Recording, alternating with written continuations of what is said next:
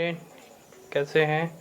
इससे पहले वीडियो में एनर्जी कंजर्वेशन जो सॉरी आपका जो पावर प्लांट इंजीनियरिंग है, तो इसमें जो नया चैप्टर शुरू किया था जिसका नाम था नॉन कन्वेंशनल एनर्जी रिसोर्स। ठीक है, नॉन कन्वेंशनल एनर्जी रिसोर्स पर हमने एक वीडियो बनाया है। जो इससे पहले वाला वीडियो था, फर्स्ट वीडियो था, ये आपका सेकेंड वीडियो है। सेकेंड वीडियो हम अपलोड कर रहे हैं आज के इस आज के इस डे में। तो देखिए क्या है, इससे पहले वीडियो में हमने नॉन कन्वेंशनल एनर्जी रिसोर्स के इंट्रोडक्शन के बारे में आपको डिस्कस किया कि नॉन कन्वेंशनल एनर्जी रिसोर्स की हमें आवश्यकता क्यों पड़ रही है। ठीक है, इसके अलावा इसके डिस्कस करने के बाद हमने क्लासिफिकेशन ऑफ आपके एनर्जी देखिए क्लासिफिकेशन ऑफ एनर्जी रिसोर्स के बारे में बताना शुरू किया था, जिसके अंतर्गत हमने आपकी जो पहला जो क्लासिफिकेशन था, जिसमें हमने आप देख सकते हैं प्राइमरी तथा सेकेंडरी एनर्जी के बारे में डिस्कस किया, जो काफ़ी पूरे डिटेल से डिस्कस किया था। दूसरा आपका कॉमर्शियल तथा नॉन कॉमर्शियल एनर्जी रिसोर्स के बारे में डिस्कस किया। जैसे देखिए प्राइमरी या सेकेंडरी एनर्जी सोर्स के बारे में एक बार आपको ओवरव्यू दे दूं, तो इसमें देखिए क्या है, एनर्जी के वे सोर्स जो प्राकृतिक रूप से पाए जाते हैं उन्हें हम प्राइमरी एनर्जी रिसोर्स कहते हैं। जबकि एनर्जी के वे सोर्स जो नेचुरल प्राकृतिक रूप से नहीं पाए जाते हैं पाए नहीं जाते हैं, परंतु जिन्हें हम प्राइमरी एनर्जी रिसोर्स के कन्वर्जन द्वारा हम प्राप्त करते हैं। ऐसे एनर्जी रिसोर्स को हम सेकेंडरी एनर्जी सोर्स कहते थे। इसमें इलेक्ट्रिकल एनर्जी, मैकेनिकल एनर्जी इत्यादि आता था। इसके अलावा कॉमर्शियल तथा नॉन कॉमर्शियल एनर्जी सोर्स था, तो उसमें हमने एनर्जी के वे सोर्स आते हैं जो मार्केट में अवेलेबल होते हैं, जिन्हें कीमत देकर हम प्राप्त किया जा सकता है, उसे हम कॉमर्शियल एनर्जी आपका सोर्स कहते थे। जिसके अंतर्गत डीजल, पेट्रोल, गैस, इलेक्ट्रिसिटी इत्यादि सब आपके कॉमर्शियल एनर्जी रिसोर्स आते हैं। जबकि दूसरा इसमें था, उसमें ये था जिसे नॉन कॉमर्शियल एनर्जी सोर्स, उसमें एनर्जी के वे सोर्स जो बिना कीमत के ग्रामीण क्षेत्रों में उपलब्ध होते हैं उन्हें नॉन कॉमर्शियल एनर्जी रिसोर्स कहते हैं। उन्हें हम कीमत देकर प्राप्त नहीं किया जा सकता। ठीक है, जैसे एग्रीकल्चर बेस पे, काउंटिंग, केक इत्यादि। ठीक है, इन सब दोनों आपके जो भी एनर्जी रिसोर्स थे, इसके बारे में हमने काफ़ी डिटेल से डिस्कस किया था। लेकिन लास्ट मोमेंट पे शायद हमें ऐसा लगा है कि उस वीडियो में हमने आपके जो नेक्स्ट जो क्लासिफिकेशन है उसके बारे में हम सही से डिस्कस नहीं कर पाए। तो आज की वीडियो में मैं आपको थोड़ा सा इसके बारे में और डिटेल से डिस्कस कर देता हूँ। तो जैसे तीसरा क्या है आपका कन्वेंशनल एनर्जी रिसोर्स, या कह सकते हैं उसे आपके बुक में जो दिया है उसमें दिया था कि कन्वेंशनल एनर्जी रिसोर्स आपका सोर्स तथा आपका नॉन कन्वेंशनल एनर्जी सोर्स दिया था। चौथे पे आपका रिन्यूएबल एनर्जी सोर्स दिया था, तथा आपका उसके अलावा उसी में नॉन रिन्यूएबल एनर्जी सोर्स दिया था। लेकिन जो भी आपका ये एनर्जी सोर्स का जो भी क्लासिफिकेशन दिया है उतना सही नहीं है, जितना मतलब जिस चीज़ को स्पष्ट करे उतना सही नहीं था। तो हमने क्या किया है कि जो तीसरा आपका क्लासिफिकेशन है उसमें हमने कन्वेंशनल एनर्जी सोर्स को एक नया शब्द, उसे दूसरे नाम से भी जाना जाता है, नॉन रिन्यूएबल एनर्जी सोर्स। इसकी मीनिंग दोनों की एक ही जैसी है, मतलब एक ही है, एक जैसी नहीं कह सकते, एक ही होती है। जैसे देखिए क्या है, पहले हम नॉन रिन्यूएबल एनर्जी रिसोर्स के बारे में डिस्कस करते हैं।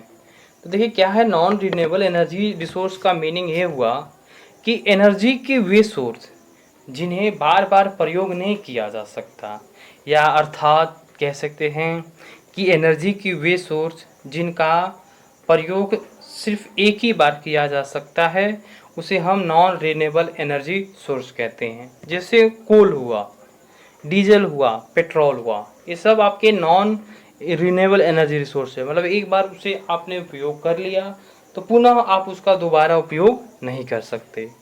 ठीक है, तो ये सब नॉन रिन्यूएबल एनर्जी रिसोर्स के अंतर्गत आते हैं। अब रहा सवाल कि कन्वेंशनल एनर्जी रिसोर्स इसे क्यों कहते हैं। तो देखिए कन्वेंशनल एनर्जी रिसोर्स का मीनिंग भी यही होता है कि एनर्जी के वे सोर्स जिनका उपयोग हम एक बार ही बस कर सकते हैं, उसे हम कन्वेंशनल एनर्जी रिसोर्स करते हैं। लेकिन आपके बुक में एक कन्वेंशनल एनर्जी रिसोर्स के बारे में एक और ही पॉइंट ऑफ व्यू दिया है, जिसके अंतर्गत उसने कहा है कि एनर्जी के वे सोर्स, ठीक है, जो वर्तमान समय में प्रचुर मात्रा में प्रयोग किए जा रहे हैं, उन्हें हम कन्वेंशनल एनर्जी रिसोर्स कहते हैं। जबकि ये कहना कोई सत्य नहीं है भी नहीं भी है। क्यों नहीं है?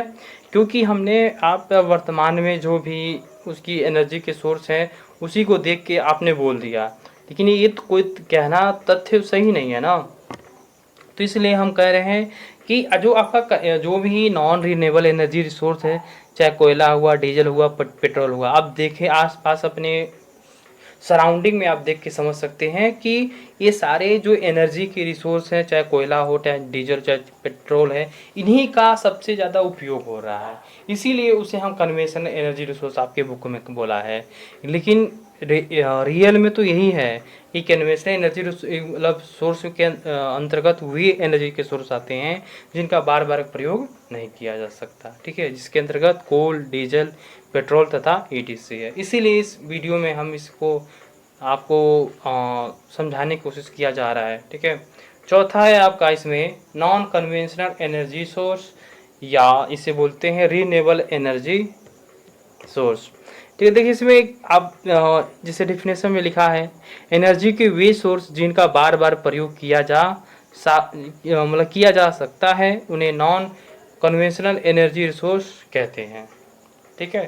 तो जस्ट अपोजिट है ऊपर वाले का, नॉन रिन्यूएबल एनर्जी रिसोर्स का बस अपोजिट है आपका रिन्यूएबल एनर्जी सोर्स। तो एनर्जी के वे सोर्स जिनका बार बार प्रयोग किया जा सकता है, उन्हें हम नॉन कन्वेंशनल एनर्जी रिसोर्स कहते हैं, या इसे रीन्यूएबल एनर्जी रिसोर्स कहते हैं। इसके अंतर्गत आपकी विंड एनर्जी, सोलर एनर्जी तथा टाइडल एनर्जी इत्यादि आते हैं, ठीक है। और इसके अलावा आपके जो बुक में जो नॉन कन्वेंशनल एनर्जी रिसोर्स के संदर्भ में जो डिफिनेशन दिया है, उसके अंतर्गत उसमें ये आपके बुक में लिखा है,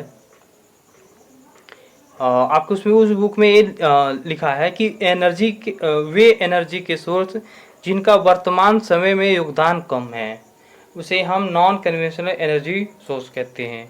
जबकि ये भी सही नहीं है, क्योंकि बात है कि जो नॉन कन्वेंशनल एनर्जी रिसोर्स हैं वो आपके कह सकते हैं कि ज़्यादा क्षमता की, ज़्यादा कैपेसिटी के नहीं होते हैं। तो इसलिए और ये भी समस्या है। दूसरी समस्या ये भी है कि उसके बारे में उतनी ज़्यादा प्रचलन नहीं है, मतलब ये है कि लोगों के अंदर उसकी जागरूकता नहीं है।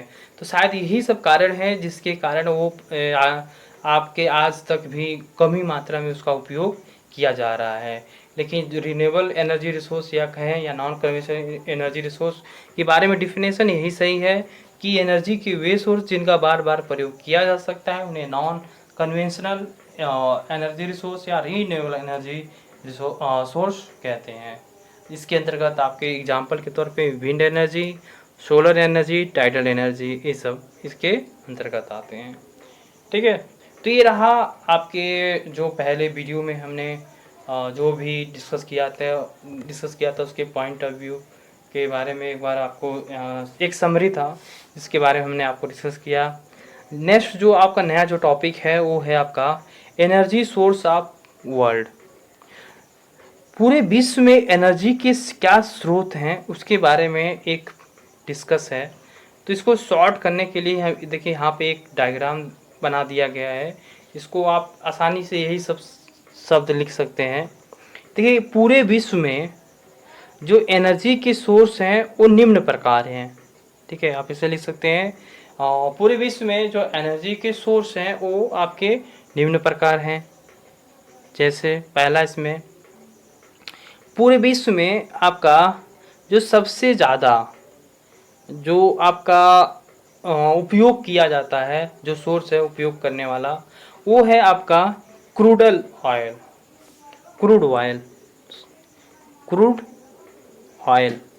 ये क्रूड ऑयल के अंतर्गत, इसके अंतर्गत आपके जो भी आपके इस आपके युग में या कह सकते हैं आसपास में आपको देखे होंगे डीजल, पेट्रोल तथा इन सब ये आपके क्रूड ऑयल के अंतर्गत आते हैं, चाहे वो डीजल हो या पेट्रोल। ठीक है, ये सब क्रूड ऑयल के अंतर्गत आते हैं। ठीक है, ये आपके युग में लगभग आपका देख सकते हैं 39% प्रयोग किया जाता है, 39%। ठीक है, ये सबसे ज़्यादा है पूरे विश्व में इन्हीं सब स्रोतों, क्योंकि ये आसानी से मिल जाते हैं इसीलिए। तथा दूसरा आपका है इसमें देखिए, दूसरे नंबर पे सबसे ज़्यादा जो एनर्जी का सोर्स जो विश्व में सबसे ज़्यादा उपयोग किया जाता है, दूसरा है कोल है आपका कोयला, ये है आपका 27%। तो ज़्यादातर अपने ये कह सकते हैं इंडिया या इंडिया में आपका सबसे ज़्यादा उपयोग किया जाने वाला सोर्स आपका कोल ही है, जिसे हम स्टीम थर्मल पावर प्लांट के नाम से जानते हैं, या स्टीम पावर प्लांट वो भी बोलते हैं इसे। ठीक है, जिसमें हम कोयला का दहन करके हीट एनर्जी जनरेट करते हैं, तथा हीट एनर्जी से हम क्या करते हैं, टरबाइन से मैकेनिकल एनर्जी उत्पन्न होती है, मैकेनिकल एनर्जी से हम इलेक्ट्रिकल एनर्जी में कन्वर्ट किया जाता है। ठीक है, ये सब आप पहले वीडियो में आपने डिस्कस कर चुके हैं, तो इसमें ज़्यादा डिस्कस करने की ज़रूरत नहीं है। नेक्स्ट इसमें सबसे ज़्यादा जो आपका पूरे विश्व में जो एनर्जी का सोर्स है वो तीसरे नंबर पे है, वो आपका नेचुरल गैस है। नेचुरल गैस है, नेचुरल गैस आपका 21% आपके पूरे विश्व में उपयोग किया जाता है। ठीक है, तथा जो आपका चौथे नंबर पे है वो आपका दो है, एक हाइड्रो है, हाइड्रो पावर प्लांट, दूसरा आपका न्यूक्लियर पावर प्लांट, जो इससे पहले चैप्टरों में डिस्कस कर चुके हैं। हाइड्रो तथा न्यूक्लियर पावर प्लांट में क्या क्या चीज़ें होती हैं। इसका 6% पूरे विश्व में इसका आपका एनर्जी का सोर्स है, जिससे हम उसके आपके जो सेकेंडरी एनर्जी सोर्स में कन्वर्ट करते हैं। ठीक है, तथा इसके बाद आपका जो लास्ट आता है वो 1% है आपका सोलर तथा विंड एनर्जी में। सोलर तथा विंड एनर्जी में सिर्फ 1% पूरा विश्व एनर्जी का सोर्स प्राप्त करता है इससे। ठीक है, इसी तरह आपका एनर्जी का सोर्स आप इंडिया में है, मतलब इंडिया में एनर्जी के सोर्स कितने कितने परसेंटेज के बारे में डिस्कस करना है। तो देखिए इसमें क्या है कि जो विश्व की तुलना में जो इंडिया का जो एनर्जी का सोर्स है थोड़ा अलग है। वही बताया जैसे कोल जो था पूरे विश्व में 27% था, जो स्टीम बताया आपको। ठीक है, आपका 27% था, जबकि हमारे इंडिया में ये आपका 58% होता है। 58% बस क्या है आपका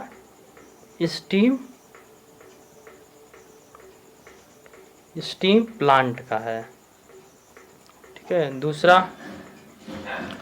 आपका इसमें 26% जो मैक्सिमम दूसरे नंबर पे जो सबसे ज़्यादा है वो है आपका हाइड्रो प्लांट है। जो तीसरे नंबर पे है जो आपका वो 11% आपके गैसेस हैं, नेचुरल जो गैसेस होती हैं उनका प्रयोग है।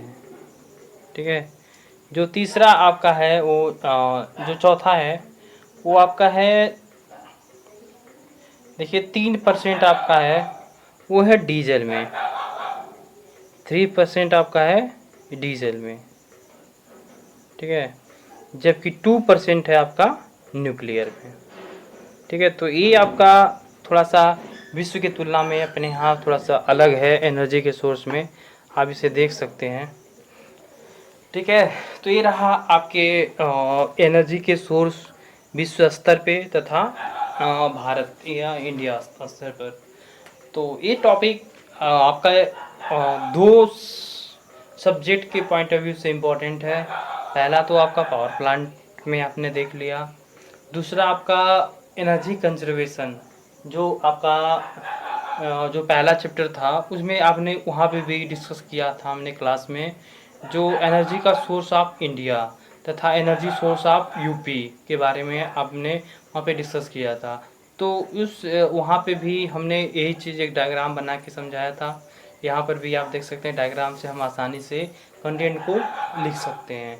ठीक है, तो इसे छोटा करने के लिए डायग्राम को द्वारा समझाया गया। ठीक है, तो अभी तक ये रहा आपका energy source of world, energy source of India. Next जो टॉपिक है जो आपका शुरू होता है नॉन कन्वेंशनल एनर्जी रिसोर्स। ठीक है, तो नॉन कन्वेंशनल एनर्जी रिसोर्स के बारे में यहाँ डिस्कस करना है। तो देखिए इसमें जो नॉन कन्वेंशनल एनर्जी रिसोर्स के अंतर्गत आपके निम्न इसके सोर्स रिसोर्स हैं। पहला आपका है देखिए सोलर एनर्जी। पहला आपका एनर्जी का जो सोर्स है वो है आपका सोलर एनर्जी। दूसरा आपका है बायो मास एनर्जी। तीसरा आपका है विंड एनर्जी। चौथा आपका है जियो थर्मल एनर्जी। पांचवा आपका टाइडल एनर्जी है। आपका छठा ओशियन थर्मल एनर्जी है। सातवां आपका बायोडीजल एनर्जी है। ठीक है, तो एक एक करके हम सातों नॉन कन्वेंशनल एनर्जी रिसोर्स के बारे में डिस्कस करने वाले हैं। तो सबसे पहले इसमें शुरू करते हैं आपका सोलर एनर्जी रिसोर्स। ठीक है, सोलर जो एनर्जी जो नॉन कन्वेंशनल एनर्जी रिसोर्स के अंतर्गत जो आने वाला जो पहला एनर्जी सोर्स है रिसोर्स है वो है आपका सोलर एनर्जी रिसोर्स। तो इसके बारे में देखिए डिस्कस करते हैं।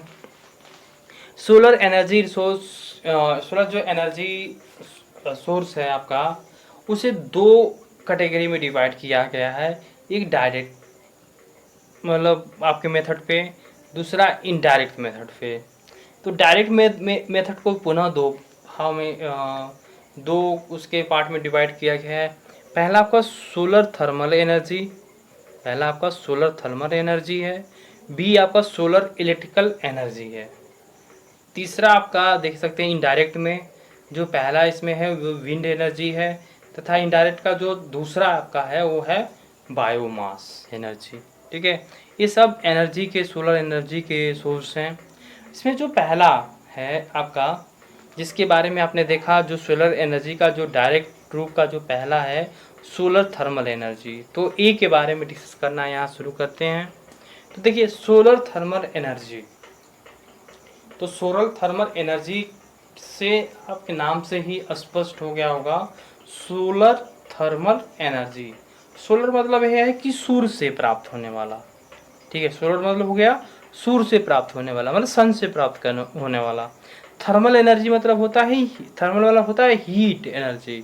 तो हीट एनर्जी का उपयोग किया जा रहा है, तो नाम से स्पष्ट है। तो इसीलिए इसमें देखिए इसमें यहाँ लिखा गया देखिए इसके अंतर्गत सन के हीट एनर्जी का उपयोग किया जाता है। वही बताया जो सोलर थर्मल एनर्जी में क्या होता है कि जो सन की जो हीट एनर्जी को हम उसका उपयोग करते हैं। ठीक है, यही है। जैसे इसमें एग्जांपल के रूप में आप देख सकते हैं सोलर कुकर, इसके अलावा सोलर वाटर हीटर होता है। आपने आपके घर में अब तो ज़्यादा स्तर यहाँ पे भी हर जगह अवेलेबल हो गया है सोलर कुकर तथा सोलर वाटर हीटर। हम क्या करते हैं सूर्य एनर्जी से जो सन की जो एनर्जी होती है उसे हीट एनर्जी में कन्वर्ट करके जो आपका कुकर आता है उसमें हम पकवान तरह तरह के बनाया जा सकता है आसानी से। इसके अंतर्गत कैसे होता है इसके बारे में डिस्कस करने के लिए इसके बहुत सारे मेथड हैं, तो एक एक करके कैसे सकते हैं एक ओवरव्यू देते चलते हैं, छोटा छोटा है। तो सबसे पहला आपका है फ्लैट प्लेट कलेक्टर। तो पहला आपका है फ्लैट प्लेट कलेक्टर। देखिए इसमें सिंपल है, ये आपका एक फ्लैट प्लेट है। इस पे दो आपके ट्रांसपेरेंट प्लेटें होती हैं, दो आपके देखिए ट्रांसपेरेंट प्लेटें होती हैं, तथा नीचे आपका एब्जॉर्ब प्लेट होती हैं, एब्जॉर्ब प्लेटें होती हैं। ये आपके सराउंडिंग में देखिए आपका थर्मल इंसुलेटर होता है। ठीक है, इसका काम क्या है सब बता रहा हूँ आपको। इसके अलावा जो ये जो साइड वाला जो है वो है ट्यूब कंटेनिंग लिक्विड या वाटर। ठीक है, वो ट्यूब है जहाँ पे हम क्या है जिस भी लिक्विड तथा वाटर को हम कंटेन करने का कार्य कर रहे हैं। ठीक है, अब देखिए क्या है सबका काम। ये जो ट्रांसपेरेंट प्लेटें होती हैं वहाँ से इस सूर्य से आने वाला जो सूर्य से जो लाइट आती है उसका रेडिएशन होता है ये ट्रांसपेरेंट प्लेटों पे, उसके रिफ्लेक्टर के उपरांत इसमें आपका एब्जॉर्ब प्लेटें होती हैं जो सूर्य से आने वाली प्रकाश को एब्जॉर्ब करती है। ठीक है, उसे एब्जॉर्ब करती है। उसके अलावा एब्जॉर्ब करके वो हीट एनर्जी जनरेट करती है। उस ये थर्मल इंसुलेटर इसीलिए लगाए जाते हैं ताकि जो भी उस प्लेट के अंदर, जो प्लेट के अंदर जो कंटेनर है जो, या कह सकते हैं ट्यूब है, जिसमें ट्यूब में हमने लिक्विड या वाटर को गर्म करने के लिए या गर्म करने के लिए हम यूज कर रहे हैं, उसमें जो हीट एनर्जी है वो बाहर की तरफ ना जाए, इसीलिए हम थर्मल इंसुलेटर चारों की तरफ होता है उसे पैक किया जाता है, तथा उस ट्यूब में जो भी कंटेनिंग जो लिक्विड वाटर होता है वो पूरी तरह से हीट हो जाता है। इस तरह से आपका फ्लैट प्लेट कलेक्टर काम करता है। इसके अलावा जो इसमें दूसरा है, दूसरे नंबर पे है, वो है आपका देख सकते हैं कॉन्सन्ट्रेटिंग कलेक्टर। कॉन्सन्ट्रेटिंग कलेक्टर का नाम से भी इसमें आपने ज़रूर एक आइडिया मिल गया होगा कि क्या कर रहा होगा कि प्रकाश की जो भी लाइट है, किसी प्रकाश की लाइट नहीं, सीधे यहाँ छोड़ देते हैं, किसी भी लाइट को किसी भी चीज़ को, चाहे लाइट को भी छोड़ देते हैं, किसी भी चीज़ को अपने तरफ कलेक्ट करने का कार्य कर रहा है, उसे कलेक्ट कर रहा है। तो यही देखिए क्या है कि यहाँ से सन से जो सनलाइट है, जो भी ये सन से जो लाइट आ रही है, वो सनलाइट को क्या करता है, यहाँ पे हम एक रिफ्लेक्टर लगाते हैं। रिफ्लेक्टर की सहायता से जो सनलाइट को हम क्या करते हैं, एक जगह पे इकट्ठा करते हैं, मतलब उसकी सूर्य की लाइट को। तो उसके संपर्क में जहाँ पे हम वो लाइट पूरी तरह से कलेक्ट होती है, वहाँ पे हम क्या करते हैं, कोई भी एक हीट पॉइंट या कह सकते हैं बॉयलर को हम क्या करते हैं, यहाँ पर रख देते हैं, जिससे बॉयलर या कह सकते हैं हीट पॉइंट में रखा हुआ कोई भी तरल पदार्थ हो, ठीक है, वो आपका गर्म हो जाता है। इस तरह से आपका कॉन्सन्ट्रेटिंग कलेक्टर काम करता है। इसी तरह आपका बुक में दिया है, आपको देख सकते हैं सोलर कुकर है। तो सोलर कुकर आपने देखा ही है, सिंपल एक कुकर होता है, उस पर आपका वहाँ पे भी एक रिफ्लेक्टर होता है। रिफ्लेक्टर से सटा हुआ आपका वहीं पे एक बॉक्स के नुमा एक ट्रांसपेरेंट प्लेटें होती हैं। फिर से वहाँ भी वही होगा, जो सन से लाइट, इस तरह जो सूर्य से आने वाली जो लाइट होगी, रिफ्लेक्टर पे रिफ्लेक्ट होने के पश्चात जो ट्रांसपेरेंट प्लेट होती है वहीं पे आपका रिफ्लेक्ट होती है। तो वहाँ से उस बॉक्स में कह सकते हैं कि कुकर में रखी हुई जो भी तरल पदार्थ होती है वो भी आपकी गर्म होके पक जाती है। इसी तरह आपका सोलर वाटर हीटर भी होता है। तो सोलर वाटर हीटर में भी आप देख सकते हैं एक टैंक होगा, उसमें हम क्या करेंगे, एक फ्लैट प्लेट कलेक्टर रख देंगे, वही जो आगे वाला था क्वेश्चन, उसी का एक सुधार रूप है। तो हम क्या करते हैं, उसकी सहायता से हम क्या करते हैं, जो टैंक में जो पानी होती है वहाँ पे उसमें गर्म करने का कार्य करते हैं।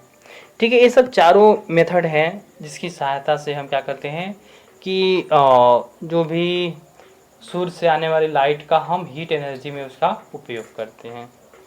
ठीक है, तो नेक्स्ट जो बी वहाँ पे था, वो बी में था आपका, वो था आपका सोलर इलेक्ट्रिकल एनर्जी।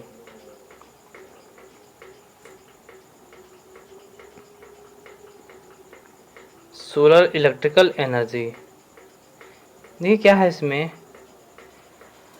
हम कुछ नहीं, इसमें हम क्या करेंगे कि इससे पहले जो भी हम चीज़ें कर रहे थे उसमें क्या था कि जो भी सूर्य की जो लाइट थी उसको हम बस हीट एनर्जी में कन्वर्ट कर रहे थे, लेकिन यहाँ पे नहीं है। यहाँ से भी सूर्य से आने वाली की जो सूर्य की जो लाइट होती है उसका उपयोग हम क्या करते हैं, इलेक्ट्रिसिटी जनरेट में उपयोग किया जाता है। इसके लिए हम क्या करते हैं, जो भी आपका रिफ्लेक्टर का उपयोग न करके हम आपका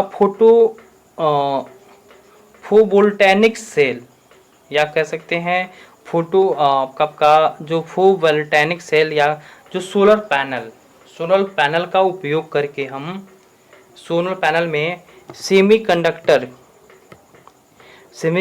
जो भी सोलर पैनल होता है उसमें सेमीकंडक्टर लगे होते हैं जो इलेक्ट्रॉन को इमिट करते हैं। इलेक्ट्रॉन को इमिट करके हम इलेक्ट्रिसिटी जनरेट करने का कार्य करते हैं। क्या है, सोलर इलेक्ट्रिकल एनर्जी में। ठीक है, इसमें बी रहा। तथा सी के बारे में अभी नहीं डिस्कस करेंगे, बाद में करेंगे। जो नेक्स्ट है आपका डी, उसमें है बायोमास। बायोमास के बारे में डिस्कस करते हैं। ठीक है, देखिए ये तो आपका जो चाहे सोलर इलेक्ट्रिकल एनर्जी हो, चाहे सोलर थर्मल एनर्जी आपका, हाँ थर्मल एनर्जी हो, उसमें ये सब ये सन से जो भी सोलर एनर्जी का डायरेक्ट रूप है। इनडायरेक्ट रूप के बारे में डिस्कस करते हैं जो बायोमास है। देखिए इसमें क्या है, जो ऑर्गेनिक मटेरियल होते हैं, ठीक है, ऑर्गेनिक मटेरियल बायोमास के एक कार्बोनिक मटेरियल होते हैं जो पेड़ पौधे या जीव जंतु जो कि जल तथा जमीन पर, तो ये क्या है उसमें सिंपल बताऊं आपको। जिससे क्या है कि कोई भी पेड़ पौधा हो, चाहे कोई भी जीव जंतु, ठीक है, वो क्या है कि वो मान लिया सड़ने के बाद जब ज़मीन में क्या हो जाता है, उसे हम दफना देते हैं। दफनाने के पश्चात जो भी सूर्य की प्रकाश की किरणें उस दबी हुई आपकी जो भी पदार्थ होता है या मटेरियल कह सकते हैं, जिसे हम ऑर्गेनिक मटेरियल कहते हैं, जो भी ऑर्गेनिक मटेरियल वो सड़ने लगता है। सड़ने के पश्चात क्या हो जाता है उसमें आपका उसमें एक एनर्जी उत्पन्न होती है, उसी को ही हम बायोमास एनर्जी कहते हैं। जिसकी हम सहायता से क्या करते हैं कि आपका इलेक्ट्रिसिटी तथा वहाँ पे हम हीट एनर्जी जनरेट करने का कार्य किया जाता है। ठीक है, तो ये रहा आपके अभी तक। इसके बाद जो नेक्स्ट जो टॉपिक है उसमें आपका conversion of energy from biomass. ठीक है, तो इसके बाद हम डिस्कस करने वाले हैं कि एक एनर्जी को हम दूसरे बायोमास एनर्जी में कैसे रूपांतरण कर रहे हैं, इसके बारे में।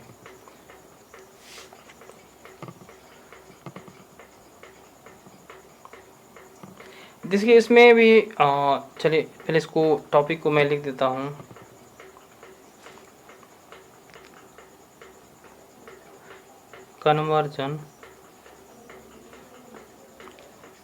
कन्वर्जन ऑफ एनर्जी फ्रॉम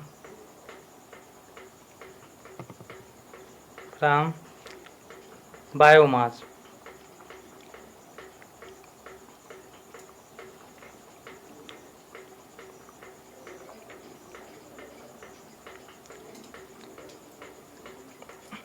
तो conversion of energy from biomass के बारे में डिस्कस करना है।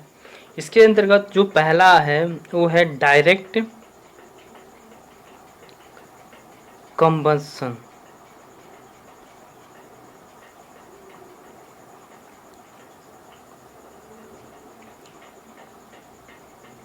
डायरेक्ट कंबंशन, जिसके अंतर्गत जब सूखी लकड़ी, गोबर से बनी हुई कोई उपलब्ध है, जो भी उपलब्ध सोर्स आदि को हम एयर में जलाकर एनर्जी प्राप्त करते हैं, उसे हम डायरेक्ट आपका कंबस्शन कहते हैं। ठीक है, जैसे मान लिया कोई भी सूखी लकड़ी हो, ठीक है, या कह सकते हैं कि कोई गोबर से बनी हुई, कोई आपने देखा होगा जैसे गोहरा या चिपरी होता है, तो उससे जो कंडे या कंडा कहते हैं, ठीक है, कंडे को हम जलाकर, वायु में जलाकर हम जो एनर्जी प्राप्त करते हैं, जो एनर्जी प्राप्त करने की जो प्रक्रिया है वो आपकी डायरेक्ट कंबस्शन कहलाती है। उसके बाद दूसरा इसमें बायोकेमिकल कन्वर्जन है। तो बायोकेमिकल कन्वर्जन देखिए क्या है, यह एक ऐसा बायोकेमिकल प्रोसेस है जिसमें बहुत से बैक्टीरिया द्वारा हवा के अनुपस्थिति में कार्बोनिक सॉलिड को गैस जैसे मीथेन गैस में कन्वर्ट कर दिया जाता है। तो वही आपने देखा होगा कि जो मीथेन गैस जहाँ से निकलती है उसमें हम क्या करते हैं कि बायोकेमिकल प्रोसेस द्वारा हम क्या करते हैं, बहुत सारी जो बैक्टीरिया होती हैं वो उसके द्वारा जो हवा की अनुपस्थिति में जो भी कार्बोनिक जो सॉलिड होता है उसको हम गैस में कन्वर्ट करके, जैसे आपका मेथेन गैस में कन्वर्ट कर दिया जाता है। यही प्रोसेस आपका बायोकेमिकल कन्वर्जन कहलाता है। जो तीसरा है वो आपका है थर्मल आपका केमिकल कन्वर्जन। इसके अंतर्गत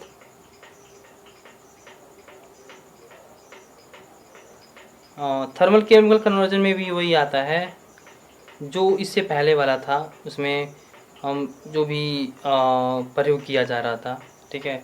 जैसे इसमें क्या था कि उसमें बैक्टीरिया थी, तो उसमें क्या करता था कि जो भी आपका जो सॉलिड जो फ्यूल होते हैं कह सकते हैं, उसे हम क्या करते हैं कि बैक्टीरिया द्वारा वायु की अनुपस्थिति में क्या होती हैं, गैस में कन्वर्ट कर देती हैं, ठीक है। तो उसी के समान ये आपका थर्मल केमिकल कन्वर्जन भी होता है, ठीक है। तो इस तरह से ये आपका छोटा सा conversion of energy from biomass के बारे में डिस्कस किया, ठीक है। इसके बाद आज के वीडियो में बस इतना ही। नेक्स्ट वीडियो में हम बायोमास के बारे में डिस्कस करेंगे, जो आपके एग्ज़ाम के पॉइंट ऑफ व्यू से भी इम्पोर्टेंट रहेगा, ठीक है। तो आज के वीडियो में बस इतना ही। Thank you.